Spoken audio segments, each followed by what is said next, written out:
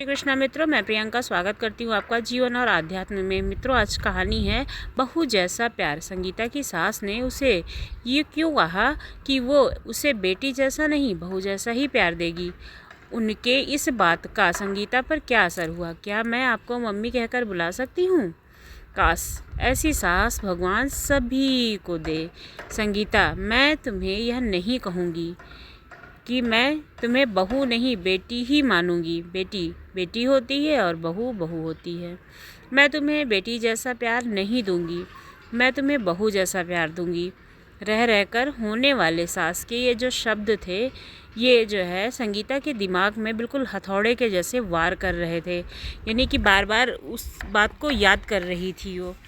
आज मुझे देखने प्रमोद के साथ उनके मम्मी पापा और दीदी जीजा भी आए थे। प्रमोद और मैं दोनों ही इंजीनियर थे।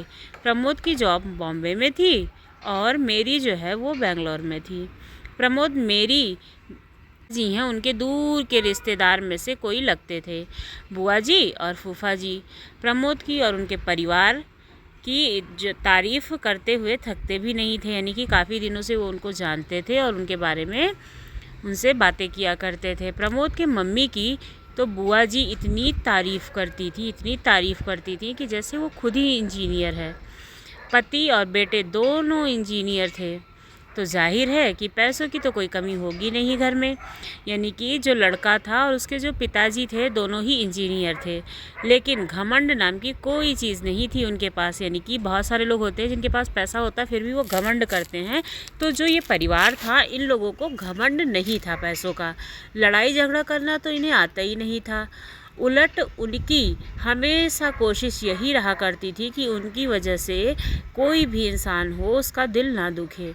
खुद इंजीनियर होने के बावजूद, इतना पैसा होने के बावजूद खाना वे स्वयं बनाया करती थी। यानी कि कोई भी कैटर्स नहीं रखा था, रसोइया नहीं रखा था, खुद ही खाना बनाती थी अपने लिए और अपने परिवार के लिए। सिर्फ सब्जी काटने के लिए काम वाली की सहायता ले लिया करती थी। यानी कि घर में जो काम करने आती थी, झाड़ू पोछा बर्तन करने, उससे वो सब्ज़ी वगैरह कटवा लेती थी, छोटे मोटे काम करवाती थी, लेकिन खाना जो है वो स्वयं ही बनाती थी। घर के जो सभी सदस्य हैं उनको शुद्ध और सात्विक भोजन मिल सके।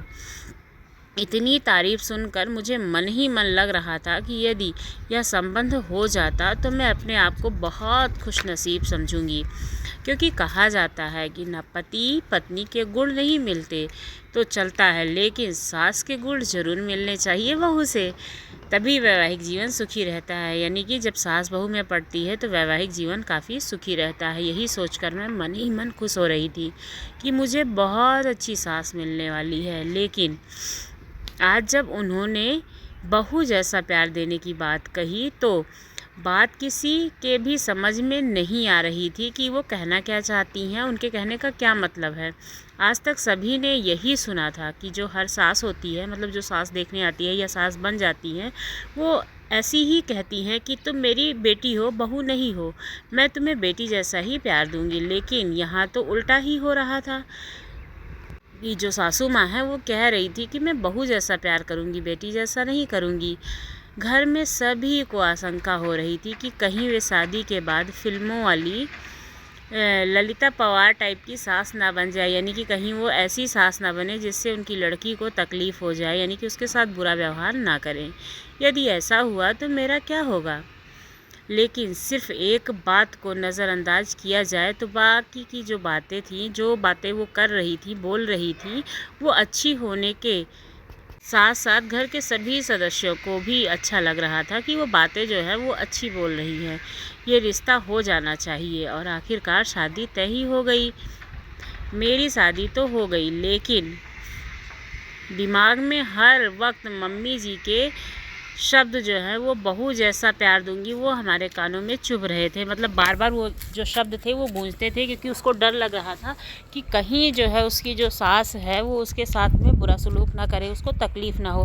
क्योंकि जो लड़की नए नए घर में जाती है तो उसको थोड़ा सा तो होता ही है कि कहीं ऐसा ना हो कि ये लोग मेरे साथ कैसा व्यवहार करें, क्योंकि वो परिवार को जानती नहीं होती। धीरे धीरे उसी परिवार में रहने की वो आदी हो जाती है। पहले तो हर इंसान डरता है, तो इसीलिए वो डरी हुई थी और अपने पति से भी इस बारे में कोई भी बात नहीं कर सकती थी। उसको लगता था कि अगर वो प्रमोद से इस बारे में बात करेगी तो कहीं प्रमोद यह न समझ बैठे कि शादी होने से ही मैं मम्मी जी के खिलाफ उसके कान भरना शुरू कर दिया हूँ।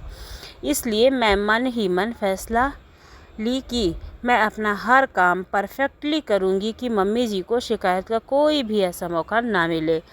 जब शिकायत का मौका ही नहीं मिलेगा तो ललिता पवार तो कहाँ से बन पाएंगी और मेरे साथ अच्छा ही व्यवहार करती रहेंगी। इस बात पर मैंने ऊपर इतना ज़्यादा असर हो गया था कि हर वक्त डरी डरी सी मैं सहमी सहमी सी उस घर में रहती थी। मतलब काफ़ी परेशान थी और उसके दिमाग में हमेशा यही चलता था कि कहीं उसके साथ कोई बुरा सलूक ना करे। प्रमोद ने भी 2-3 बार प्रेम से पूछा कि आखिर बात क्या है, तुम खुश नहीं दिखती हो, तुम्हें किसी ने कुछ बोला है क्या? मैं उन्हें क्या बोलूं? मैंने इतना ही सिर्फ उनसे कहा कि नहीं, ऐसी तो कोई बात नहीं है, मुझे किसी ने कुछ कहा नहीं है, लेकिन मैं अपने मन की बात उनसे नहीं कहना चाहती थी। नया घर, नया वातावरण, सब कुछ नया होने से शायद मैं जो है वो आपको एडजस्ट नहीं कर पा रही थी। मतलब जो खुद को नए घर में रहने के लिए थोड़ा सा समय होना चाहिए, समय के साथ इंसान एडजस्ट होता है, तो इसलिए वो लड़की जो है वो एडजस्ट नहीं हो पा रही थी। धीरे धीरे सब ठीक हो जाएगा, ऐसा वो सोचती थी अपने मन में। और मम्मी जी पापा जी भी मेरा बहुत ख्याल रखते थे, यानी कि जो उसके सास ससुर थे वो उसका हमेशा ध्यान रखा करते थे। हर वक्त बहुत प्यार से पेश आते थे, बहुत अच्छे से पेश आते थे। लेकिन मेरे मन में जो बहू जैसा प्यार की गांठ बैठ चुकी थी वो निकल ही नहीं पा रही थी, दिलो दिमाग से हमेशा चलती थी। सब लोग कहते थे ना कि शादी के बाद कुछ ही दिनों तक तो ससुराल में सभी लोग अच्छे से ही रहते हैं, लेकिन जैसे समय बीतता जाता है वैसे वैसे जो है ससुराल वालों की असलियत धीरे धीरे सामने आती जाती है। अभी तो शुरुआत है, इसलिए ये लोग जो है वो प्यार जता रहे हैं तुम पे, मतलब प्यार बरसा रहे हैं, अच्छा व्यवहार कर रहे हैं। धीरे धीरे से मेरा मन इन्हीं सब आशंकाओं से ग्रस्त होने लगा था। काफ़ी मैं परेशान हो गई थी। शादी के 8-10 दिनों के बाद की ही बात है कि मैं चाय बनाने के लिए दूध के गज 3 लीटर दूध था, मतलब उसमें से दूध निकालने लगी तो ना जाने क्या हुआ, कैसे हुआ कि मेरे हाथ से संसी जो है वो बराबर से पकड़ी नहीं गई। मतलब मैं संसी को बराबर से पकड़ ही नहीं पाई और हाथ से जो दूध था, जो 3 लीटर दूध था जिसको गज दूध कहते हैं, वो छूट गया। पूरा ही पूरा जो गरम गरम दूध था वो नीचे गिर गया। मैं इतनी ज़्यादा डर गई थी कि पूछो मत। कहाँ तो मैं सोच रही थी कि मैं हर काम पूरे परफेक्शन से करूँगी, और कहाँ ये जो दूध था वही मुझसे जो है छूट गया। उसमें भी ख़ास बात ये थी कि दूध वाला जो है वो दिन में सिर्फ एक ही बार सुबह ही दूध लाता था। पैकेट के दूध में मिलावट होने से जो घर वाले थे वे उस दूध को नहीं लाते थे। सभी लोग चाय का इंतज़ार कर रहे थे। गज गिरने की वजह से आवाज़ जो है वो सुनकर जो मम्मी जी हैं वो वहाँ से बाहर आके निकल गई और उन्होंने आवाज़ लगाई, संगीता क्या हुआ है? मैं तो इतनी ज़्यादा डर गई थी कि मेरे मुंह से आवाज़ भी नहीं निकल पा रही थी। तब मम्मी जी खुद ही किचन में आई मेरे पास में। मम्मी जी को सामने देख करके जो है मैं डर के मारे बिल्कुल कांपने लगी थी। मुझे बहुत डर लग रहा था कि कहीं ऐसा ना हो कि मम्मी जी मुझे डांटने लगें और बहुत मतलब बुरी तरह से डांटे ना, इसलिए ही मैं बहुत ज़्यादा कांपने लगी थी। मुझे लगा कि अब मैं ज़रूर ललिता पवार का रूप देख लूँगी अपनी सास में, यानी कि जो मेरी सासू माँ है वो मुझे बहुत बुरी तरह से शायद डांटेंगी, क्योंकि अब कल सुबह तक का किसी को भी चाय नसीब नहीं होने वाली थी दूध गिरने की वजह से, और सभी को चाय पीने की आदत बहुत ज़्यादा थी। मम्मी जी ने गिरे हुए दूध की तरफ और मेरी तरफ देखा और मैं बम फटने का इंतज़ार करने ही लगी थी कि बस अब बम फटा कि तब बम फटा। लेकिन ये क्या, बम तो फुसकी निकला, बिल्कुल भी नहीं फटा। मम्मी जी मेरे पास आई और बोली, कोई बात नहीं संगीता, तुम इतनी डर क्यों रही हो? तुमने कोई जानबूझकर के दूध थोड़ा ना गिरा दिया है। दूध तो दूध ही होता है ना, हो जाता है कभी कभी गलतियां हो जाती हैं हमसे, कोई बात नहीं है, तुम रिलैक्स हो जाओ, परेशान होने की ज़रूरत नहीं है। 4-5 महीने के बाद की बात है।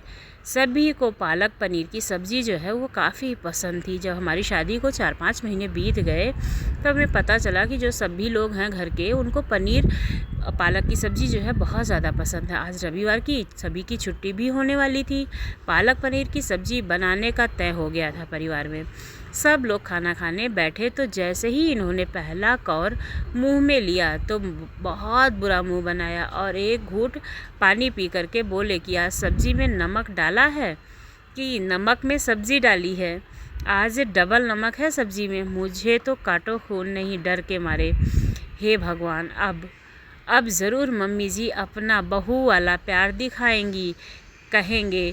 अभी यही बात मेरे दिमाग में बिल्कुल चल रही थी कि मेरी मम्मी ने यही सिखाया क्या कि तुम्हें सब्ज़ी बनाना भी नहीं आता है, तुमने इतना ज़्यादा नमक क्यों डाल दिया। पढ़ लिख कर नौकरी कर रहे हो तो इसका क्या मतलब होता है कि तुम्हें सब्ज़ी बनाना भी नहीं आना चाहिए। तुम्हारी माँ ने क्या तुम्हें सब्ज़ी बनाना भी नहीं सिखाया है। तुम्हारी माँ ने तो कहा था कि मेरी बेटी को सब कुछ आता है, फिर ये क्या है। मैं ये सब सोच ही रही थी कि अचानक से इतने में मम्मी जी ने मुझे ज़ोर से झचकोड़ दिया, यानी कि हिलाया मुझे। संगीता संगीता, तुम क्या सोच रही हो। मैं आ करके बिल्कुल गई कि क्या हुआ, तुम कांप क्यों रही हो, रो क्यों रही हो आखिर। तब कुछ नहीं, वो सब्ज़ी मम्मी जी ऐसे मैं बिल्कुल सकबका गई और मेरे मुंह से बिल्कुल आवाज़ भी नहीं निकल पा रही थी और सॉरी बोलती हुई चली जा रही थी।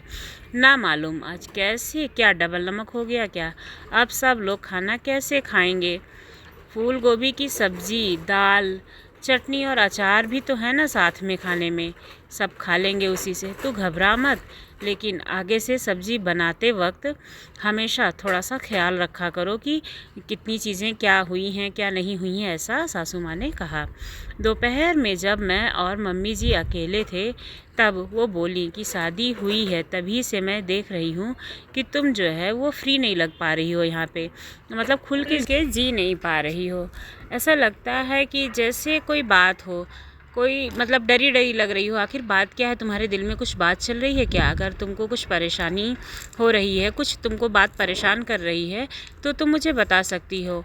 अगर तुम बताओगी तो शायद मैं तुम्हारी समस्या का जो है कुछ निदान निकाल पाऊँ, यानी कि जो तुम्हारी समस्या है उसके लिए कुछ समाधान ढूँढूँ।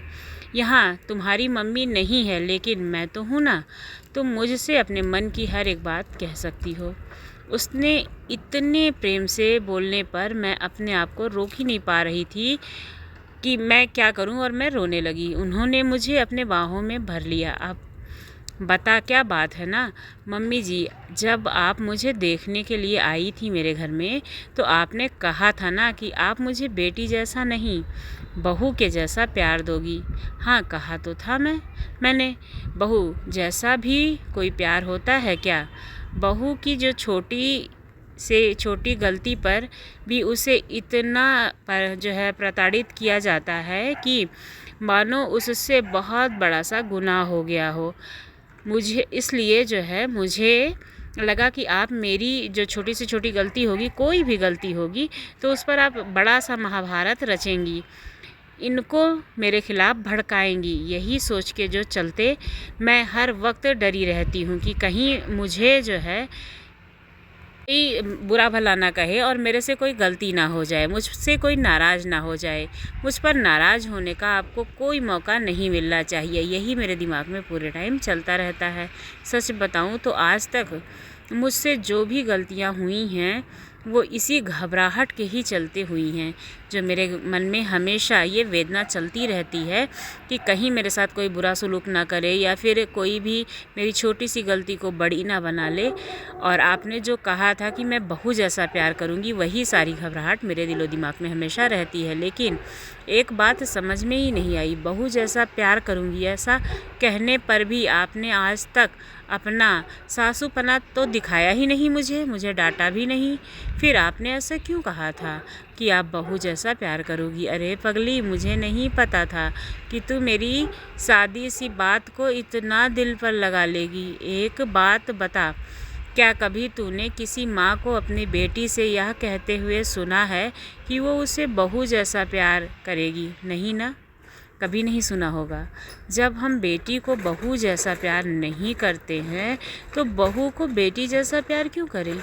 बहू को बहू जैसा ही प्यार क्यों ना करें? और जो जैसी हमारी बेटी होती है वैसे ही दूसरे की भी बेटी होती है, और उसको हम अपने घर में अगर लेके आते हैं तो वैसा ही व्यवहार करना चाहिए हमें ना। वो हमारे परिवार का हिस्सा होती है और उसे बेटी से ज़्यादा महत्व देना चाहिए, क्योंकि वो हमारे साथ सारी ज़िंदगी रहती है और हमारी सेवा करती है। बेटी को ज़्यादा प्यार करते हैं, इसलिए बहू से कहते हैं कि तुझे बेटी बनाएंगे, मुझे बेटी जैसा प्यार देंगे। हम लोग बेटे को ज़्यादा महत्व देते हैं, इसलिए बेटे को बेटे जैसा ही प्यार देते हैं। कभी भी बेटे से यह नहीं कहते हैं कि तुम्हें बेटी जैसा प्यार देंगे। यदि हम बेटा और बेटी दोनों को समान समझते होते अपने दिल में, अगर दोनों में समानता रखते, तो बेटी को बेटी जैसा प्यार क्यों नहीं दे सकते हैं? मेरी नज़र में जिस तरह बेटी का अपना एक अलग अस्तित्व होता है, उसी तरह से बहू का एक अपना अलग अस्तित्व होता है और बेटे का अपना अलग अस्तित्व होता है। मैं बहू को बेटी से किसी भी मामले में कम नहीं कर सकती हूँ, इसलिए मैंने तुम्हें यही बात बोली थी कि मैं तुम्हें बेटी जैसा नहीं, बहू जैसा प्यार दूंगी। मुझे क्या पता था कि तुम इसका गलत मतलब लगाओगी, वह बात दिल को लगा लोगी। चल अब आंसू पोंछ ले, नहीं तो मैं सचमुच में फिल्मों वाली सास बन जाऊंगी, जैसे कि ललिता पवार जी होती हैं फिल्मों में सास बनी हुई, उसी तरह की सास बन के दिखाऊंगी। उन्होंने यह बात इस अंदाज में कही कि हंसते हंसते हम दोनों का जो है वो बहुत बुरा हाल हो गया था। आज मुझे पता चला कि बहू वाला प्यार भी होता है, इसलिए बहू को बहू के हिस्से का प्यार दे, बेटी को बेटी के हिस्से का प्यार दे। किसी के भी साथ किसी को कंपेयर ना करें। आपको कहानी कैसी लगी? उम्मीद है दिल को छुई होगी। अगर अच्छी लगी तो हमारे चैनल को सब्सक्राइब करना ना भूलें।